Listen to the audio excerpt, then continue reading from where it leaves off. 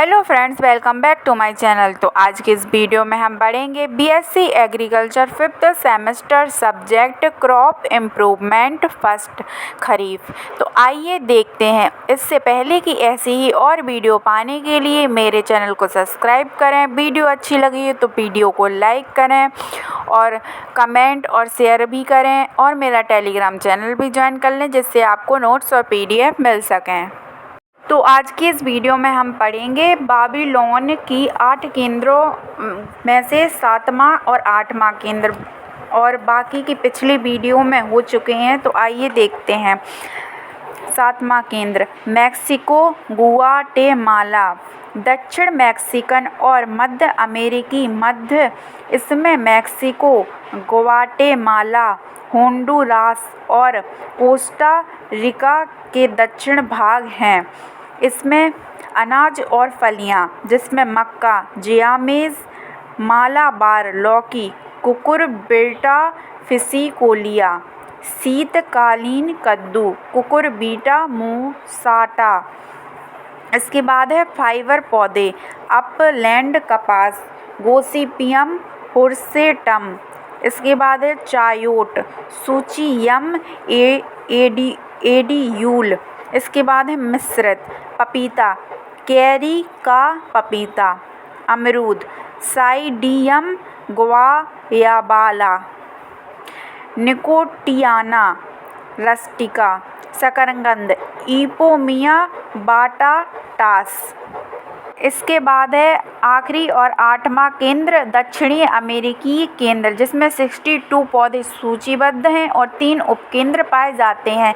जिसमें पहले है पेरुवियन, इक्वाडोरियन, बोलिवियन केंद्र, मुख्यतः उच्च पर्वतीय क्षेत्रों से मिलकर बना, जो पूर्व में महापाषाण या इंका पूर्वी सभ्यता का केंद्र था। पुना और सिएरा के उच्च ऊंचाई वाले जिलों के स्थानिक पौधे हैं, जिसमें जड़ कंद हैं। एडियन आलू, सोलेनम इंडिजेनम, जिसकी गुणसूत्र संख्या है 96। इसके बाद अन्य स्थानिक खेती योग्य आलू प्रजातियां 14 या अधिक प्रजातियां, जिनमें गुणसूत्र संख्या 24 से 60 तक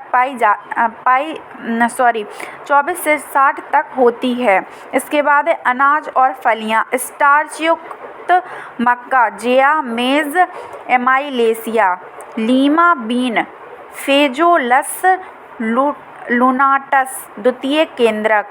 जड़कंद में है खाद, केना इडोलिस, आलू, सोलेनम फुरेजा, जिसकी गुणसूत्र संख्या है 24। इसके बाद है सब्जी फसलें, पेपिनोसोलेनम म्यूरिकेटम, टमाटर, लाइकोपर्सिकम एक्सकुलेंटम। इसके बाद है रेशे वाले पौधे, तम्बाकू, निकोटियाना टेबेकम। इसके बाद अमरूद, साइडियम गुआजावा, मिस्र कपास, गोसिपियम बारबाडेस, फल और विविध। इसके बाद है चिलो सेंटर, दक्षिणी चिली के तट के पास द्वीप, सामान्य आलू, सोलेनम ट्यूबरम सम, जिसकी गुणसूत्र संख्या है 48। जंगली स्ट्रॉबेरी, फेगरियम चिलोएसिस। बाद है तीसरा ब्राजीलियाई पराग्वेयन केंद्र, जिसमें मूंगफली, अर्चिस हाइपोगिया, रबर का पेड़, हेविया ब्रासिलियंसिस, अनानास कोमोसा। इसके बाद है सूक्ष्म केंद्र वह होते हैं जिनमें विविधता केंद्रों के भीतर छोटे क्षेत्र कुछ फसल पौधों की जबरदस्त आनुवंशिक विविधता प्रदर्शित करते हैं। इन क्षेत्रों को सूक्ष्म केंद्र कहा जाता है। सूक्ष्म केंद्र मूल्यवान पादप रूपों को एकत्रित करने और कृषि प्रजातियों के विकास का अध्ययन करने का एक महत्वपूर्ण स्रोत है। इसके बाद अगली हेडिंग है प्रजातियों का वितरण। प्रजातियों का वितरण उस भौगोलिक सीमा को संदर्भित करता है जिसमें कोई विशेष प्रजाति पाई जाती है। यह एक छोटे स्थानीय क्षेत्र से लेकर कई महाद्वीपों में फैले व्यापक वितरण तक भिन्न हो सकता है। फसल सुधार और पौध प्रजनन के लिए फसल प्रजाति के वितरण को समझना महत्वपूर्ण है, जिसमें पहला है गेहूँ। गेहूँ दुनिया में सबसे व्यापक रूप से उगाई जाने वाली अनाज फसलों में से एक है और समशीतोष्ण से लेकर उष्णकटिबंधीय क्षेत्रों तक विभिन्न प्रकार के वातावरणों के लिए अनुकूल है। गेहूँ की खेती के प्रमुख केंद्र भूमध्य सागरीय क्षेत्र, मध्य एशिया और उत्तर अमेरिका हैं। इनके अलावा यूरोप, दक्षिण एशिया और चीन में भी इसकी खेती होती है। इसके बाद मक्का समशीतोष्ण से लेकर उष्णकटिबंधीय क्षेत्रों तक विभिन्न प्रकार की जलवायु के अनुकूल हैं। प्रमुख केंद्र मेसो अमेरिका, जहां इसकी उत्पत्ति हुई है, और उत्तरी अमेरिका है। इनके अलावा दक्षिण अमेरिका, अफ्रीका और एशिया में भी इसकी खेती होती है। इसके बाद है चावल। दुनिया में आधे से ज़्यादा आबादी की मुख्य फसल है। आर्द्रभूमि के वातावरण के अनुकूल है। प्रमुख केंद्र दक्षिण पूर्व एशिया है, जहां इसकी उत्पत्ति हुई है, और पूर्व एशिया, जहां दक्षिण एशिया, अफ्रीका और लैटिन अमेरिका में भी इसकी अतिरिक्त खेती होती है। इसके बाद है आलू। समशीतोष्ण जलवायु के लिए अनुकूल है। आलू की खेती के प्राथमिक केंद्र एंडियन क्षेत्र हैं, जहां इसकी उत्पत्ति हुई थी, और यूरोप, इसके अतिरिक्त उत्तरी अमेरिका, एशिया और अफ्रीका में भी इसकी खेती होती है। इसके बाद अगला आखिरी है सोयाबीन। प्रोटीन तेल का स्रोत है। समशीतोष्ण से लेकर उष्णकटिबंधीय क्षेत्रों तक विभिन्न प्रकार की जलवायु के अनुकूल हैं। प्रमुख केंद्र पूर्व एशिया, उत्पत्ति उत्तरी और दक्षिणी अमेरिका है। इसके अलावा यूरोप और अफ्रीका में भी इसकी अतिरिक्त खेती होती है। इसके बाद अगली हेडिंग है विभिन्न अनाजों में जंगली रिश्तेदार। अनाज की फसलों के जंगली रिश्तेदार फसल सुधार के लिए महत्वपूर्ण आनुवंशिक संसाधन हैं, क्योंकि उनमें रोग प्रतिरोधक क्षमता, अजैविक तनावों के प्रति सहनशीलता और बेहतर उपज जैसे बहुमूल्य गुण होते हैं। पहला है गेहूँ। जंगली गेहूँ के रिश्तेदार में एजीलोप्स टॉक्सिक और ट्रिटिकम ओराटू जैसी प्रजातियां शामिल हैं, जो खेती वाले गेहूं से काफ़ी मिलती जुलती हैं। इन प्रजातियों में आनुवंशिक विविधता होती है, जिसका उपयोग बेहतर रोग प्रतिरोधक क्षमता, उपज और गुणवत्ता वाली नई गेहूं की किस्में विकसित करने के लिए किया गया है। इसके बाद है चावल। जंगली चावल के रिश्तेदारों में ओराइजा रूफी पोगोन और ओराइजिया निवारा जैसी प्रजातियां शामिल हैं, जो खेती वाले चावल के पूर्वज हैं। इन प्रजातियों में सूखा सहनशीलता और रोग प्रतिरोधक क्षमता और बेहतर अनाज गुणवत्ता जैसे मूल्यवान गुण होते हैं। इसके बाद अगली हेडिंग है विभिन्न दलहनों में जंगली रिश्तेदार। वांछनीय गुणों वाली नई किस्मों के विकास के लिए मूल्यवान आनुवंशिक संसाधन हैं। दलहनी फसलों के जंगली रिश्तेदारों महत्वपूर्ण भूमिका निभाते हैं। इसमें पहला है चना। जंगली चने के रिश्तेदारों में सिरसर, बिजुगम और सिरसम रेटिकुलेटम जैसी प्रजातियां शामिल हैं, जो इन प्रजातियों में सूखे और सहन करने की क्षमता, रोगों के प्रति प्रतिरोधक क्षमता और बेहतर उपज जैसे मूल्यवान गुण होते हैं। इनका उपयोग चने की नई किस्में विकसित करने में किया जा सकता है।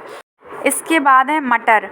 पीसम सैटिवम उप प्रजाति एलाटियस और पीसम फुलवम जैसी प्रजातियां शामिल हैं जो कीटों और रोगों के प्रति प्रतिरोधक क्षमता और बेहतर उपज जैसे मूल्यवान गुण होते हैं, जिनका प्रयोग नई फसलों को विकसित करने में किया जाता है। इसके बाद अगली हेडिंग है विभिन्न तिलहनों में जंगली रिश्तेदार।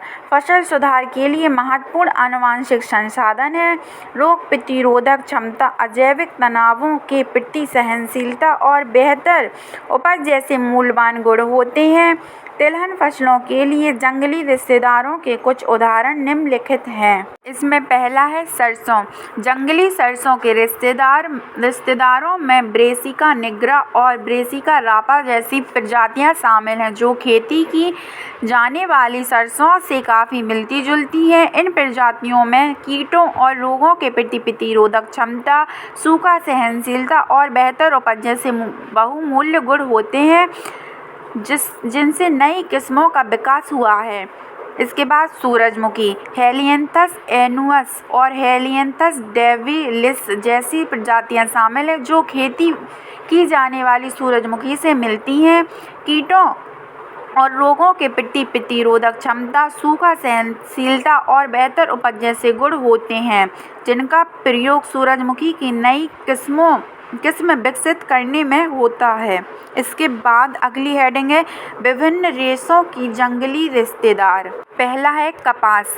गोसिपियम हर्बेसियम और गोसिपियम हिर्सुटम जैसी प्रजातियां शामिल हैं, जो कीटों व रोगों के प्रति प्रतिरोधक क्षमता, सूखा सहनशीलता और बेहतर उपज जैसे मूल्यवान गुण होते हैं, जो कपास की नई किस्में विकसित करने में मदद करती हैं।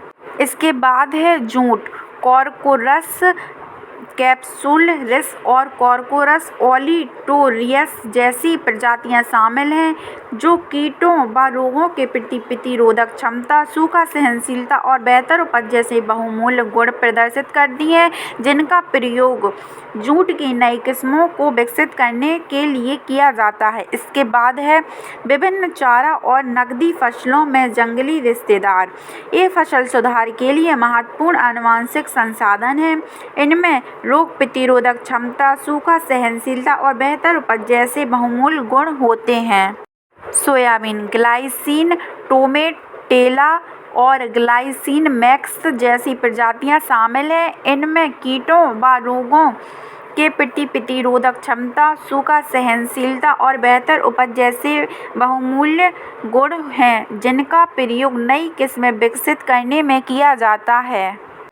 इसके बाद है आलू। सोलेनम डेमिसम और सोलेनम एस्टेनोटोमम जैसी प्रजातियां शामिल हैं, जिनमें कीटों व रोगों के प्रति प्रतिरोधक क्षमता, सूखा सहनशीलता और बेहतर उपज जैसे बहुमूल्य गुण होते हैं, जो नई किस्मों को विकसित करने में मदद करते हैं। इसके बाद है विभिन्न सब्जी और बागवानी फसलों में जंगली रिश्तेदार, जिसमें है टमाटर।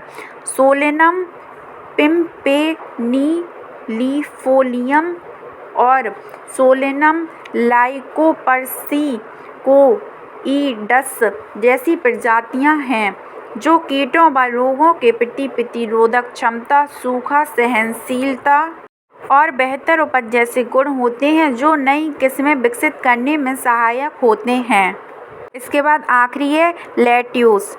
लैक्टुका सेरियोला व लैक्टुका सेलिग्ना जैसी प्रजातियां शामिल हैं, जो कीटों व रोगों के प्रति प्रतिरोधक क्षमता व सूखा सहनशीलता और बेहतर उपज जैसे बहुमूल्य गुण होते हैं, जिनका प्रयोग नई किस्मों को विकसित करने में किया जा सकता है।